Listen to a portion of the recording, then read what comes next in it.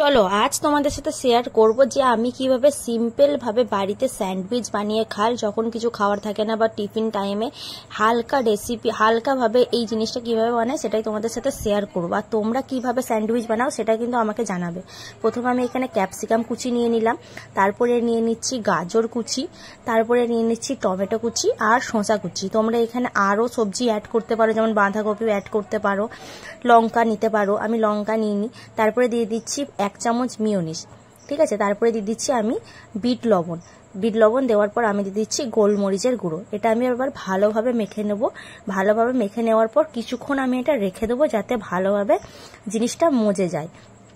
আমি কিন্তু সিম্পল ভাবে এইভাবে স্যান্ডউইচ বানাই, আর আলাদাভাবে বানানো যায়, বাট এটা আমার সব থেকে ইজি আর বেস্ট খেতে লাগে।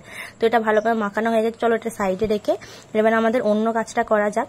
তো দুটো ব্রেড নিয়ে নিয়েছি। ব্রেড নেওয়ার পর ব্রেডের সাইডের অংশগুলো আমি কেটে ফেলে দিচ্ছি, কারণ সাইডের অংশগুলো আমার অতটা খেতে ভালো লাগে না, কারণ পোড়া পোড়া লাগে। সাইডের অংশগুলো দিয়েও তোমরা খেতে পারো, বাট আমি কেটে ফেলে দিচ্ছি। স্যান্ডউইচ এরকম ভাবেই বানাই বলে। তো ভালোভাবে ব্রেড দুটো কেটে নেওয়ার পর আমি নেক্সট স্টেপে যাব। আচ্ছা, তোমরা কি এইভাবে কোনোদিন স্যান্ডউইচ বানিয়ে খেয়েছো? যদি না খাও তো অবশ্যই একবার এইভাবে ট্রাই করে দেখবে, খেতে দারুণ হয়। সব স্যান্ডউইচের থেকে আমার তো এই স্যান্ডউইচটা খেতে বেশি ভালো লাগে। তো দুটো ব্রেড ভালোভাবে সাজিয়ে নিয়েছি। এবার যে এই জিনিসগুলো আমি মাখিয়ে রেখেছিলাম সেটা চামচে করে ভালোভাবে ব্রেডের ওপরে ভরে ভরে দিয়ে দিচ্ছি, একদম পুরো ব্রেডটার মধ্যে পুরোটা ভালোভাবে দিয়ে দেওয়ার পর ওপরে আর একটা যেটা ব্রেড কেটে রেখেছিলাম সেই ব্রেডটা ওপর দিয়ে চাপিয়ে দিলাম। চাপিয়ে দেওয়ার পর আমি চাকু দিয়ে ত্রিভুজের মতো কেটে নিলাম। কেটে নিলেই রেডি হয়ে গেল আমাদের সিম্পল ভাবে স্যান্ডউইচ। এটা আমি খাই, এরকম ভাবে আমি বানাই।